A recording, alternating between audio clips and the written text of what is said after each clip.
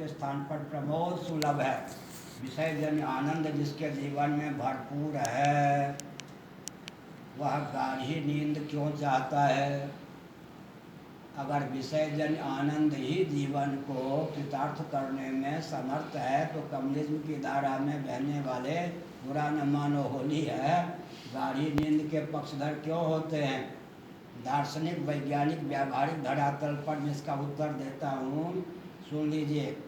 पंचदशीकार विद्यारण्य स्वामी जी ने यह प्रश्न उठाया, किसी के जीवन में वेदना हो, ताप हो, संताप हो, कष्ट हो, पीड़ा हो, उसको दूर करने की भावना से अगर वो गाढ़ी नींद चाहता है तो बात समझ में आती है। दुख तो, लेकिन दुख की बात नहीं। पंचदशीकार विद्यारण्य स्वामी जी ने कम्युनिज्म पर, भौतिकवाद पर, देहात्मवाद पर, विषयानंदवाद पर पानी फेरते हुए बहुत उत्तम दृष्टिकोण प्रस्तुत किया। जिसके जीवन में आनंद ही आनंद है, विषय जन्य आनंद भरपूर है, वह क्यों उस आनंद को भुलाकर गाढ़ी नींद चाहता है? इसके पीछे क्या दार्शनिकता है, सुन लीजिए। अगर आप सुन के पचा लेंगे तो कम से कम आप तो जीवन में कम्युनिज्म की धारा में बहने का संकल्प भी नहीं करेंगे। मैंने क्या कहा? दुख से त्राण पाना चाहता है व्यक्ति, दुख की बात नहीं। जिसके जीवन में विसर्जन आनंद भरपूर है, तो विसर्जन आनंद को भुलाकर गाढ़ी नींद क्यों चाहता है? इसका उत्तर क्या दिया विद्यानंद स्वामी जी ने? जहाँ विसर्जन आनंद होता है वहाँ तृप्ति होती है। कल्पना कीजिए, यह वस्त्र है, इसको देख करके या छू करके या सूंघ करके मुझे आह्लाद उत्पन्न हो रहा है। इस वस्त्र का नाम हो गया भोग्य। आनंद की अनुभूति मुझे हो रही है, उसका नाम हो गया भोग, और मैं हो गया भोक्ता। जहाँ विषयजन्य आनंद होता है वहाँ तृप्ति होती है। तृप्ति यानी तीन सामग्री।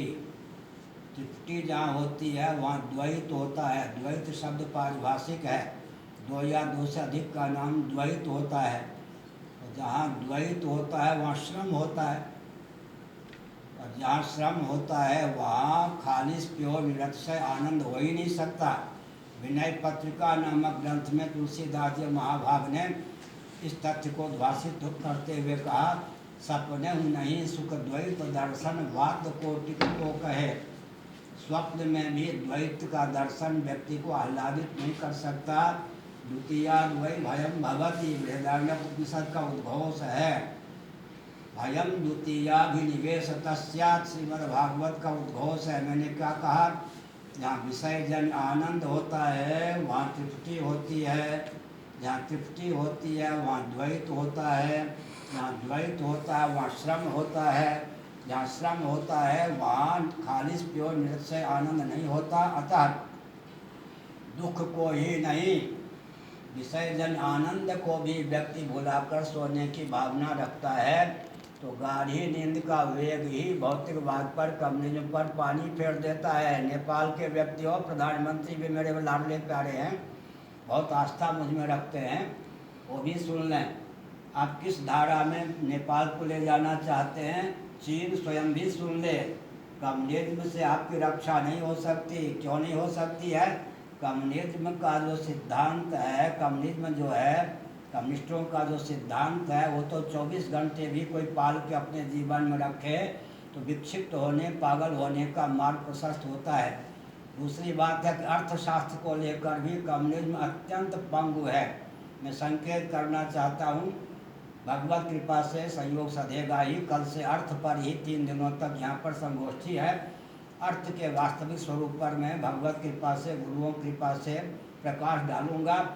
जिस कम्युनिज्म की धारा में बहने वाले व्यक्ति को अर्थ की परिभाषा का भी ज्ञान नहीं है, उसके पीछे लट्टू होकर कैसे काम कर सकता है? तो मैंने संकेत किया कि नेपाल की रक्षा के लिए आवश्यक है कि कम्युनिज्म की धारा में बहना वो छोड़ दे। दार्शनिक, वैज्ञानिक और व्यावहारिक धरातल पर कम्युनिज्म को स्वीकार करने पर लौकिक उत्कर्ष भी संभव नहीं है, पारलौकिक उत्कर्ष भी संभव नहीं है, और परमात्मा की प्राप्ति का मार्ग तो अत्यंत ही अवरुद्ध है।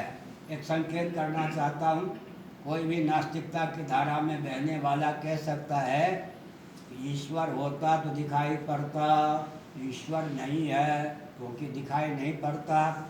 ईश्वर होता क्या है? साथ में आसमान की कल्पना की चीज़ ही तो ईश्वर है। उनको बहुत सुगमता पूर्वक ईश्वर के प्रति आस्थापित करने की भावना से गुरुओं के द्वारा प्रदत्त ज्ञान के प्रभाव से एक संकेत करना चाहता हूँ। आपकी हमारी स्थावर जंगम जितने प्राणी हैं उन सब की चाह का जो असली विषय है उसी का नाम ईश्वर है। अब आप ईश्वर को कैसे नहीं मानेंगे? फिर से सुनिए। वैदिक हो, अवैदिक हो, आस्तिक हो, नास्तिक हो, इतना ही नहीं, स्थावर प्राणी हो, जंगम प्राणी हो, सबकी अंतर्निहित भावना का जो वास्तविक विषय है, जिसकी प्राप्ति से ही उस भावना की पूर्ति हो सकती है, उसी का नाम सज्जनों ईश्वर है, भगवान है, परमात्मा है, ब्रह्म है। असतो माँ सद्गमय, तमसो माँ ज्योतिर्गमय, मृत्योर्मां मृतम गमय।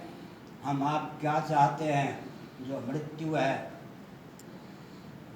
उससे छुटकारा पाना चाहते हैं, ऐसा जीवन जहाँ मृत्यु की छाया भी न पहुँच सके। हम आप क्या चाहते हैं?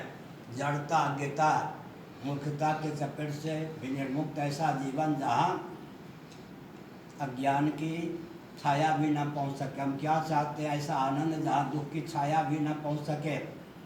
इसका मतलब हमारे आपकी चाह का विषय सत्य है, चित है, आनंद है, उसी का नाम तो ब्रह्म है।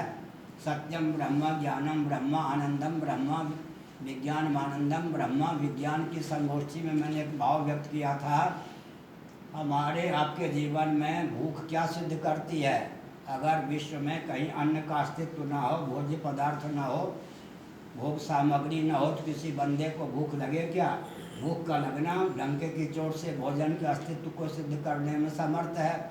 हमको प्यास इसलिए लगती है कि पानी का अस्तित्व है। हमारी चाह का विषय सच्चिदानंद ही है, वही हमारा तात्विक स्वरूप है, उसी का नाम भगवान है, उसी का नाम ईश्वर है, उसी का नाम परमात्मा है।